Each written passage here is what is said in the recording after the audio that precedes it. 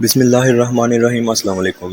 حضرت ادریس علیہ السلام کے زمانے میں انسان بہت بدکار ہو گئے تھے۔ فرشتوں نے بارگاہ الہی میں عرض کیا کہ مولا انسان بہت بدکار ہے اور یہ خلافت کے لائق نہیں، انہیں معزول کر دیا جائے یا کم از کم خلیفہ رہیں اور تاکہ ہم ان کے بگڑے قوم سنبھال لیں۔ رب تعالیٰ کا ارشاد ہوا کہ ان کو غصہ اور شہتوت دیا گیا ہے جس سے یہ زیادہ گناہ کرتا ہے۔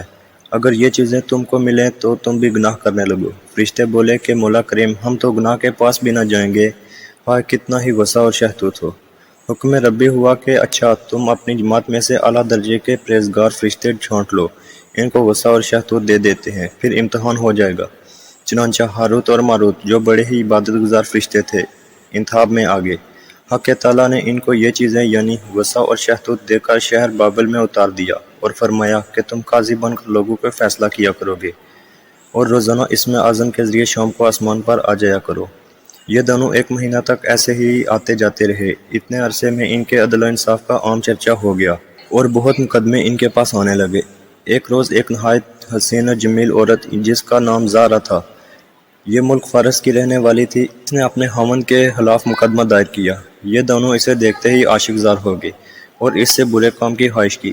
اس نے کہا میرا دین کچھ اور ہے اور تمہارا دین کچھ اور، میرا دین کچھ اور ہے اور تمہارا دین کچھ اور اختلافات ہوتے ہوئے یہ نہیں ہو سکتا۔ نیز میرا شوہر بہت غیرت مند ہے، اگر اسے خبر لگ گئی تو مجھے قتل کر دے گا، لہٰذا پہلے تو آپ میرے بت کو سجدہ کرو اور پھر میرے شوہر کو قتل کرو، پھر میں تمہاری اور تم میرے۔ انہوں نے انکار کر دیا۔ وہ چلی گئی مگر ان کے دل میں اس کے عشق کی آگ بھڑک گئی۔ آخر اسے پیغام بھیجا کہ ہم تیرے گھر آنا چاہتے ہیں۔ سر آنکھوں پر یہ دونوں اس کے گھر پہنچ گئے۔ اس نے اپنے آپ کو آراستہ کیا اور ان سے بولی کہ یا تو آپ لوگ مجھے اسم اعظم سکھا دیں یا بت کو سجدہ کریں یا شوہر کو قتل کر دیں یا شراب پی لیں۔ انہوں نے سوچا کہ اسم اعظم اسرار الہی ہے، اس کو ظاہر کرنا بہت ظلم ہے، بت پرستی کرنا شرک ہے اور قتل حق العباد۔ لو شراب پی لیں۔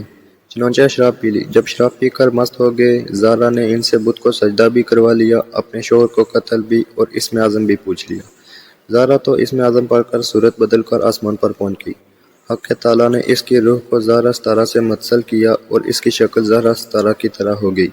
جب ان کا نشہ اترا تو یہ اسم اعظم بول چکے تھے اور اپنے کیے پر شرمندہ تھے۔ حق تعالیٰ نے فرشتوں سے فرمایا کہ انسان میری تجلی سے دور رہتا ہے۔ یہ دونوں شام کو حاضر بارگاہ ہوتے تھے، پھر بھی شہتوت سے مغلوب ہو کر سب کچھ کر بیٹھے۔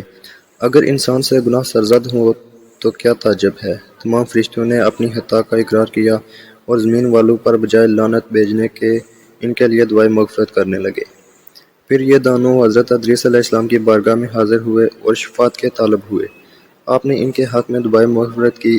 بہت زور کے بعد حکم الہی آیا، ان کو اختیار دیجیے، یا تو یہ دنیاوی عذاب قبول کر لیں یا آخرت کا۔ حضرت ادریس علیہ السلام نے انہیں حکم الہی پہنچایا۔ انہوں نے عرض کیا کہ یا نبی اللہ، دنیا کا عذاب فانی اور آخرت کا عذاب ابدالآباد تک باقی رہے گا، ہم کو دنیا عذاب منظور ہے۔ چنانچہ حق تعالیٰ نے فرشتوں کو حکم دیا کہ ان دونوں کو لوہے کی زنجیروں میں جکڑ کر بابل کے کنویں میں اندھا لٹکا دیں۔ اس کنویں میں آگ بھڑک رہی تھی اور یہ لٹکے ہوئے ہیں۔ فرشتے باری باری سے ہر وقت ان کو کوڑے مارتے رہیں۔ سخت پیاس سے ان کی زبانیں باہر لٹکی ہوئی ہیں۔ یہ عذاب قیامت تک ایسے ہی شدید رہنے والا ہے۔ امید کرتا ہوں ویڈیو پسند آئی ہوگی۔ اگر ویڈیو پسند آئی ہو تو چینل کو سبسکرائب کر دیں۔